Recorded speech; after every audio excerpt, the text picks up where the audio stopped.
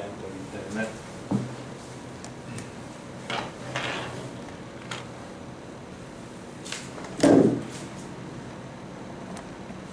Muy buenos días, amados hermanos y hermanas. Siempre está con ustedes el hermano Alexander Castellanos, siempre desde la República de El Salvador, transmitiendo nuestro programa de los días domingos sobre el libro de Levítico. Estamos transmitiendo ya en este día la parte que corresponde a las ofrendas del pecado o por el pecado. Eso es lo que estamos transmitiendo ahorita, y estamos en la situación de estudiar el capítulo 4, es el que hemos estudiado, o que estamos estudiando. Pero quiero decirles que hemos visto la fuente de la ley con respecto a las ofrendas por el pecado. Esto es la parte principal que hemos visto en esta oportunidad. Pero quiero decirles algo antes. Yo quiero dar la nota de pésame, sobre todo a la hermana Zulema Valenzuela, por el fallecimiento de nuestro hermano Alfredo Cardosa Valenzuela, que falleció este viernes 5 del mes de marzo. Yo quiero decirles que fue un hermano muy fiel, muy estimado por mi persona, y el día de mañana que dé el estudio de Santiago voy a hacer una referencia especial a nuestro hermano, porque hay unos datos históricos que competen mucho a la vida de nuestro hermano. Pero ahora vamos a empezar con ver la expiación por el sacerdote ungido, y se habla de un becerro. Pero antes vamos a dirigirnos al Señor en palabras de oración. Padre Celestial, te damos gracias porque nos permites el estudio de tu palabra. Gracias porque estamos estudiando cosas muy interesantes que nos enseña el libro de Levítico. Gracias, Señor, por ello. Permite que siempre lo hagamos dirigido por el Espíritu Santo. Que cada hermano y hermana que escucha el mensaje sea muy edificado, y también que tú recibas la honra y la gloria. En el nombre de nuestro Señor Jesucristo. Amén. Amén. Ustedes recuerden que ya hemos dado suficiente explicación sobre la palabra expiación. Expiación es limpieza, pues a eso se refiere la palabra expiación. Y en este estudio, como el siguiente, vamos a ir viendo diferentes clases de expiaciones. Aquí vamos a ver la expiación por el sacerdote ungido. En otras palabras, el sumo sacerdote, pues. Y esta expiación se hacía con un becerro. Y esto lo tenemos exclusivamente en el versículo, en los versículos que diga 3 al 12. Allí está comprendida toda esta situación de la expiación por este sacerdote ungido. Es decir, de que después de presentar el tema, el Señor le reveló a Moisés la primera de las 4 categorías de pecadores que necesitaban instrucciones sobre cómo podrían ser perdonados cuando ellos pecaban. Esa es la situación que nosotros vamos a ver ahorita. Y vamos a tomar como base ahorita el versículo 3. El versículo 3 dice: si el sacerdote ungido pecare según el pecado del pueblo, ofrecerá a Jehová por su pecado que habrá cometido un becerro sin defecto para expiación. O sea, la primera categoría de pecador abordada es el sacerdote ungido, o sea, el sumo sacerdote, pues. El pecado por el cual tenía que ofrecer una expiación era según el pecado del pueblo, que traía culpa al pueblo. Según una de las versiones dice que traía culpa al pueblo. Lo que voy a decir ahorita es muy interesante. Las acciones del sumo sacerdote eran extremadamente importantes. Si hacía su labor según las instrucciones de Dios, la nación entera se beneficiaba. Todos eran bendecidos y todos eran perdonados. Si por otro lado pecaba, de alguna manera traía pecado y también traía condenación a la congregación. ¿Qué es lo que quiero decir con esto y cuál es la relación que quiero hacer? Es lo mismo que sucede dentro de las iglesias de Cristo, las congregaciones, por decirlo así, para mejor entendimiento. Si el predicador se porta mal, si el predicador comete pecado alguno y es un pecado bochornoso y sobre todo un pecado que ni siquiera está dispuesto a arrepentirse, evidentemente que la congregación se viene abajo. Y esta era la situación, pues, con el sumo sacerdote. Si el sumo sacerdote había cometido un pecado, él tenía que ofrecer ese sacrificio a través de ese becerro. Si no lo hacía, evidentemente que estaba contraviniendo la voluntad del Señor, y no dudemos que el Señor lo cortaba. Entonces, por su pecado, el sacerdote ungido tenía que ofrecer ese becerro. El sacrificio más grande y más caro que podría requerirse tenía que ser, pues, sin defecto. Esa es la realidad. Ahora, en los versículos 4 al 10, la mayoría de los pasos, estoy hablando del capítulo 4, por supuesto, la mayoría de los pasos para ofrecer el becerro eran similares a los requeridos para sacrificar un holocausto.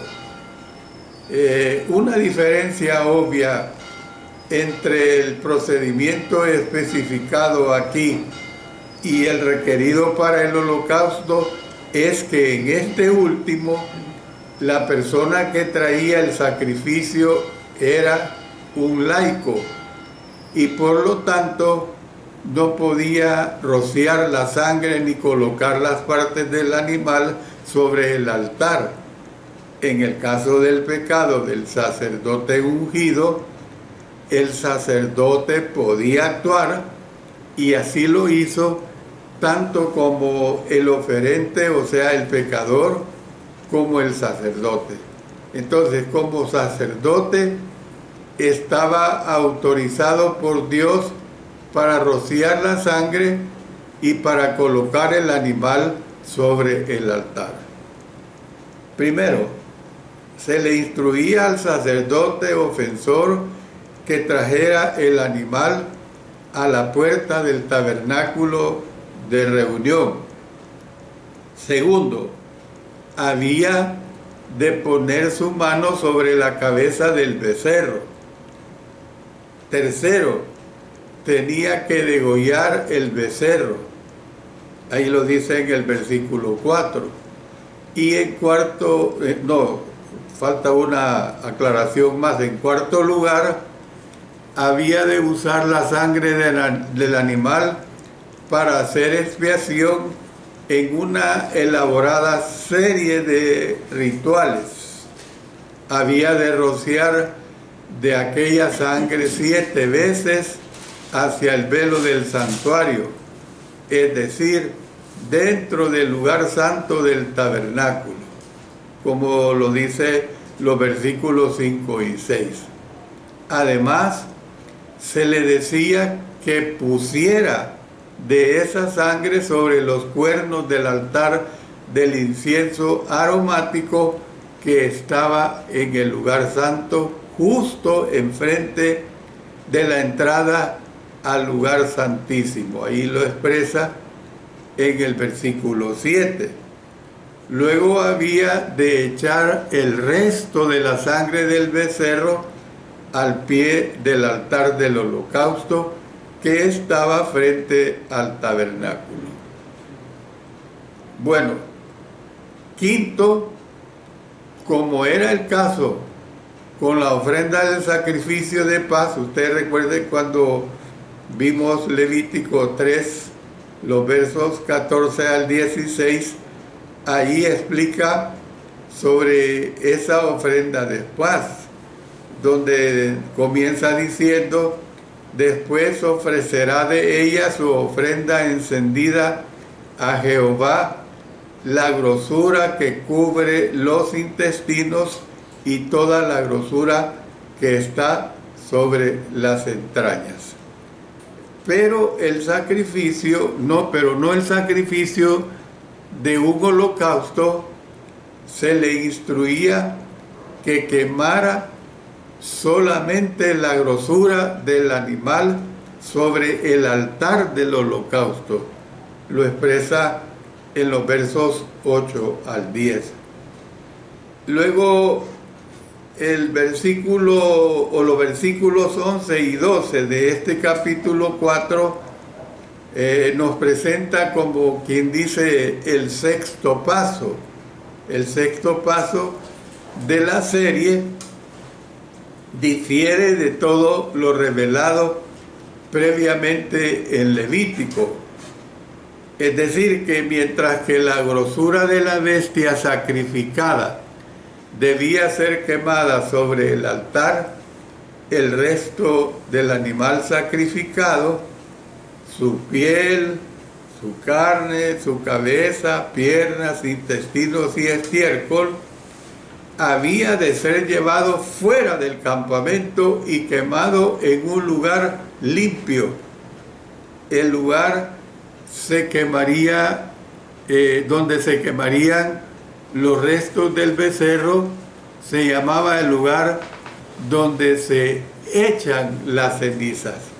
O sea, fíjense bien que aún estas vistas como cosas inmundas tenían que ser quemadas, pero tenían que ser quemadas en un lugar limpio. No porque eran cosas inmundas, pues no se le iba a poner cuidado a esta situación. Además de su posible importancia ritual, la quema de los restos del animal sacrificado garantizaba que los sacerdotes no se beneficiaran de los actos ilícitos de uno de ellos, al permitírsele comer los sacrificios ofrecidos por los pecados de los sacerdotes. O sea, lo importante que nosotros tenemos que tomar en cuenta es esto, que el sacerdote era pecador también.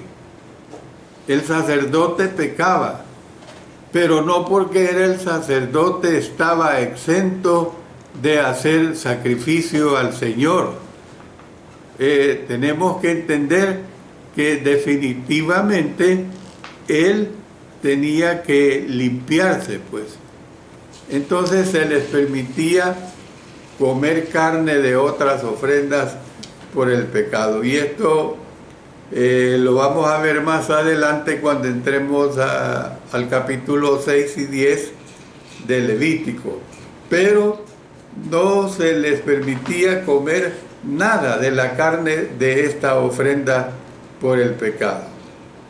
Entonces lo que vemos es que el procedimiento utilizado con respecto a la ofrenda por el pecado de un sacerdote sugería simbólicamente que el sacerdote, cuando colocaba su mano sobre la cabeza del animal, él se identificaba con el animal y en cierto sentido él transfería su pecado al animal. Yo esto lo he discutido bastante en estas clases de Levítico y aún desde que hemos venido estudiando Éxodo, que a mí me parece muy hermoso, muy hermosa esta situación. Acuérdense, estamos en el Antiguo Testamento, no en el Nuevo.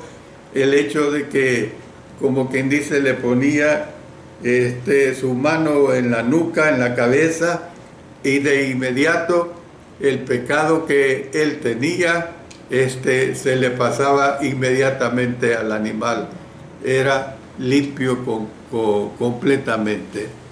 Entonces, por este acto de identificación con el animal, al colocar su mano sobre la cabeza del animal, los culpables reconocían que era por ellos que perdían la vida. La matanza del animal en sus manos les recordaba la verdad básica de que la pena del pecado era la muerte. O sea, imagínense que no lo hiciera como Dios lo había ordenado, le tocaba la muerte. La muerte de un animal en su lugar permitía darse cuenta de que por la gracia de Dios viviría. Es decir, era una situación que Dios así lo había designado, y como así lo había designado, había que respetarse. El rociado de la sangre en el santuario y cerca del mismo servía como un llamado a Dios a aceptar el sacrificio del animal como expiación por el pecado del sacerdote.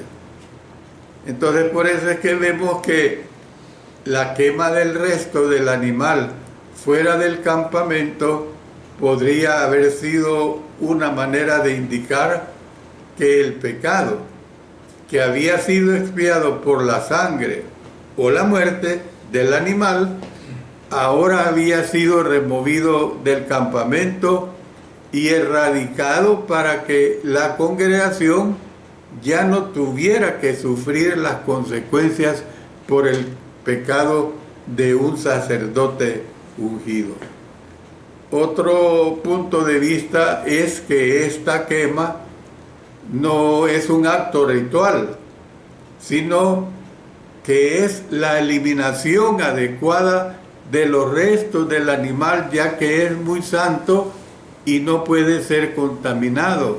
Esta regulación indica que había sido un lugar santo, por supuesto, fuera del campamento, para la eliminación de las cenizas mezcladas con la grosura de los sacrificios.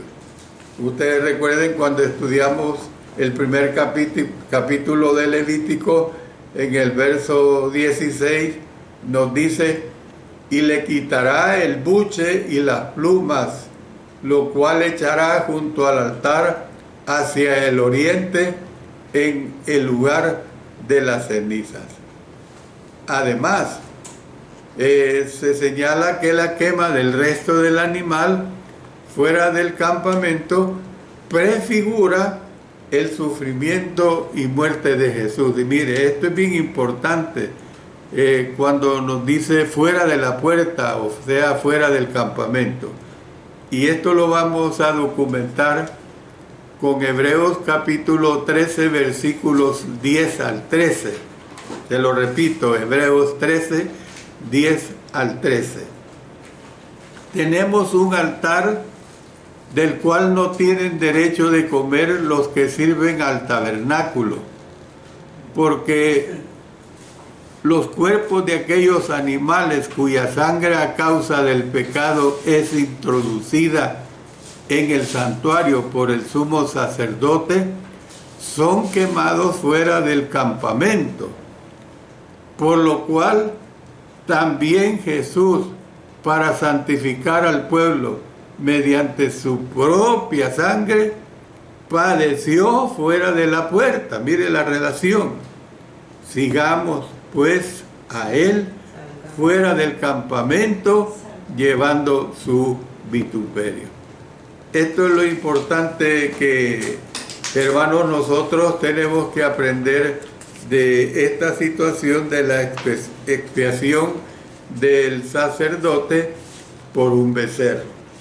Pero vamos a entrar a otro tipo de ofrenda. ¿Cuál es otro tipo de ofrenda? Es la ofrenda por el pecado, óigase bien, por la congregación, que hemos discutido ahorita, la expiación por el sacerdote ungido. Y ahora es la ofrenda por el pecado por la congregación, que se considera desde los versículos 13 hasta el 21. Ahí está considerada esta situación. Bueno, es por decirlo así, hermanos y hermanas, otra categoría de pecadores tratada en el capítulo. Es un grupo. ¿Por qué digo que es un grupo? Porque se está hablando de toda la congregación. Bueno, voy a dar una aclaración más. Ahora en día, ese privilegio no está dentro de la iglesia. Ahora en día no está de que alguien comete un pecado, un hermano o una hermana, y toda la iglesia está en pecado. No, a menos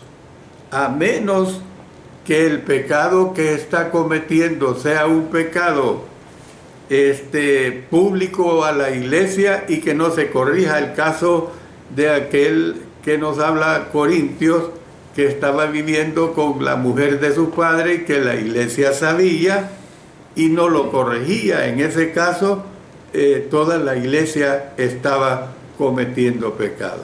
Pero en este caso tenemos que ver que había situaciones en las cuales se tenía que hacer expiación o sacrificio por toda la congregación. Miren lo que dice los versículos 13 y 14.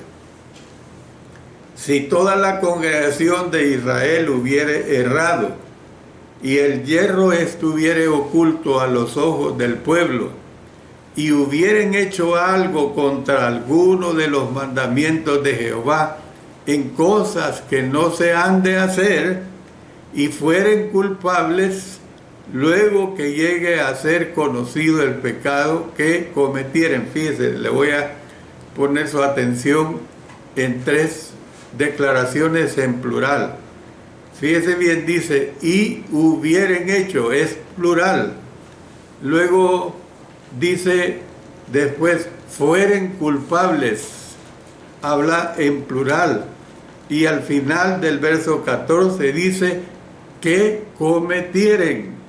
Habla en plural, por eso estamos hablando de la ofrenda por el pecado por la congregación, que también tenía que ser un becerro. Bueno, el pecado por el cual tenía que hacerse una ofrenda era el que, en primer lugar, involucraba a toda la congregación de Israel. 2, involucraba que la congregación quebrantara la ley de Dios haciendo algo que el Señor había prohibido. Y 3, involucraba un pecado que escapaba la atención es decir, estaba oculto a los ojos de la congregación. La ofrenda era requerida, pues, cuando se conocía el pecado de la congregación. Era un hecho, pues, cuando se reconocía, pues, se conocía, mejor dicho, el pecado de la congregación. Nada se dice, hermanos y hermanas, acerca de cómo un pecado así podría ser conocido. Quizás el lector puede suponer que Dios enviaría un profeta para que el pueblo supiera que había pecado, pero esta es una suposición que estoy expresando. Bueno, tenemos los versículos 14 al 21. Una vez que se conocía el pecado, la congregación había de seguir al mismo procedimiento como el que se requería para quitar el pecado del sacerdote ungido. Fíjense bien, 2 situaciones: pecado del sacerdote ungido, ahora pecado de la congregación. ¿Por qué? Porque mire lo que dice el versículo 14: la congregación ofrecerá un becerro por expiación y lo traerán delante del tabernáculo de reunión. O sea, los líderes del pueblo habían de poner sus manos sobre la cabeza del becerro y había de ser muerto. Y miren lo que dice el versículo 15: y los ancianos de la congregación pondrán sus manos sobre la cabeza del becerro delante de Jehová, y en presencia de Jehová degollarán aquel becerro. Entonces, ¿qué es lo que vemos? Que su sangre había de ser rociada en el lugar santo hacia el velo. Mire lo que nos expresa los versos 16 y 17. Y el sacerdote ungido meterá de la sangre del becerro en el tabernáculo de reunión, y mojará el sacerdote su dedo en la misma sangre, y rociará 7 veces delante de Jehová hacia el cielo. Hacia el velo, perdón. Colocada, pues, sobre los cuernos del altar del incienso, y el verso 18 dice: y derramada al pie del altar del holocausto. Y entonces vemos pues que en el versículo 19 dice que había de ser quemada sobre el altar. Dice: y le quitará toda la grosura y la hará arder sobre el altar, y el resto tenía que ser quemado fuera del campamento. Es como ya hemos visto esta situación. Entonces, siguiendo el ejemplo, hay un ejemplo de un erudito que nos habla de un erudito judío medieval que sugirió que la ofrenda por el pecado del sumo sacerdote y aquella por el pecado de la congregación podría abarcar, como quien dice, un solo caso. Pero aquí en la Biblia tenemos que entender que hace la diferencia que una tenía que ser una expiación por el sacerdote ungido y otra expiación u ofrenda por la congregación. El sumo sacerdote quebrantaba la ley de Dios y así él pecaba, sin embargo también hacía pecar a la congregación. Entonces la expiación tenía que hacerse tanto para el sumo sacerdote como para la congregación. Esta proposición pues ciertamente explica cómo es posible pues que todo Israel peque simultáneamente. Además explica cómo puede estar oculto el pecado de la congregación a la vista de ellos. Y se dan estos casos, hermanos, se dan estos casos, trasladándolo, lo repito otra vez, se dan estos casos como es que pueden haber congregaciones, no digo que es muy común esto dentro de la vida de la iglesia, pero pueden haber congregaciones que todas al unísono estén pecando, o sea, estén tolerando un pecado que realmente es claro y que no es corregido ese pecado. Como quien dice el dicho popular entre nosotros, se hace de la vista gorda. Yo tengo un ejemplo para ustedes, hermano, un mal ejemplo, pero que fue corregido. Hace más de 40 años, este ejemplo yo le he dicho bastantes veces en mis clases. Más de 40 años, 45 años a lo mejor, yo viajaba a Usulután, la iglesia de Usulután, los días domingos en bus, en el tiempo de la ley marcial, y yo no tenía vehículo. 5 de la mañana, 7:30 estaba ahí en ese lugar, casi como a 2 horas y media, y resulta que ahí nos dimos cuenta de un pecado craso. Resulta que el padre de la hija mayor estaba viviendo con ella sexualmente y con ella había engendrado 3 hijos. Y la iglesia lo sabía, hermano, lo sabía. Pero allí llegaban, tomaban cena del Señor, la adoración con ellos era normal, pero yo recuerdo perfectamente que el hijo mayor de su padre abuelo a la vez, porque era hijo de su hija, ya el joven tenía 14 años y un día llorando nos dijo: mire, hermano Manuel Azucena y yo no tolero más esto.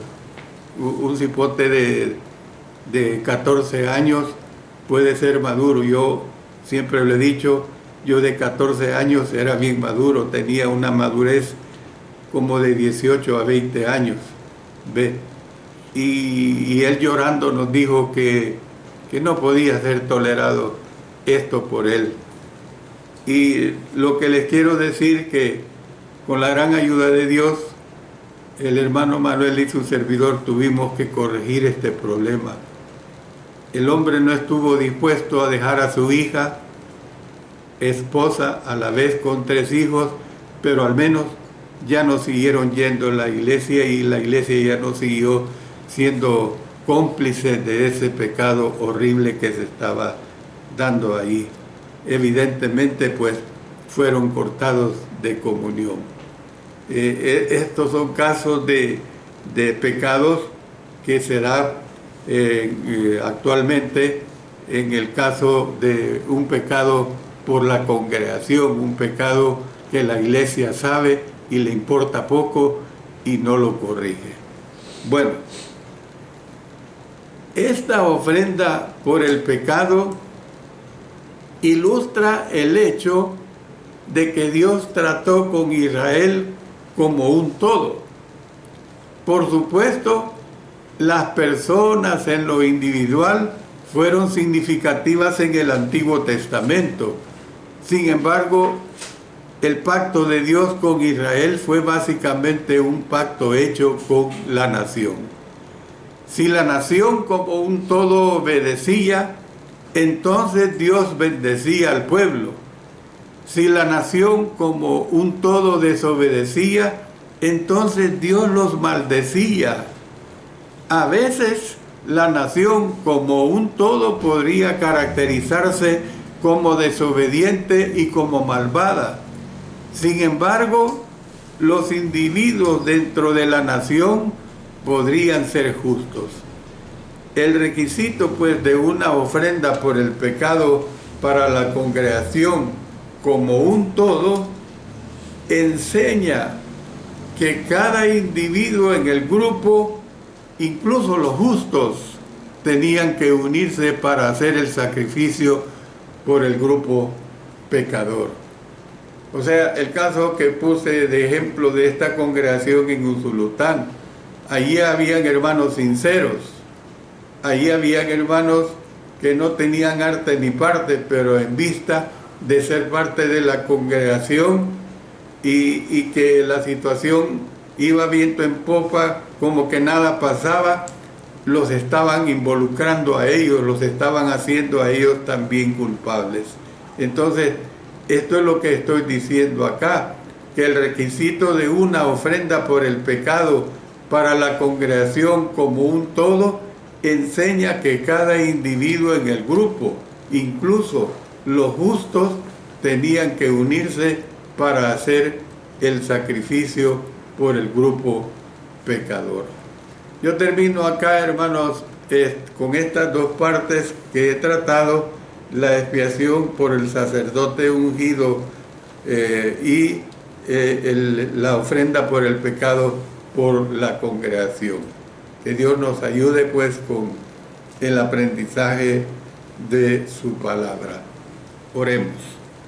Señor Dios Todopoderoso, te damos gracias porque tú nos ayudas, tú nos permites que tu palabra sea predicada, que tu palabra sea enseñada, que tu palabra pues nos permita el que seamos personas que realmente queremos vivir como cristianos que somos, haciendo tu sagrada voluntad.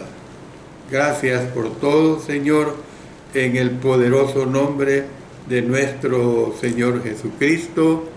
Amén. Amén.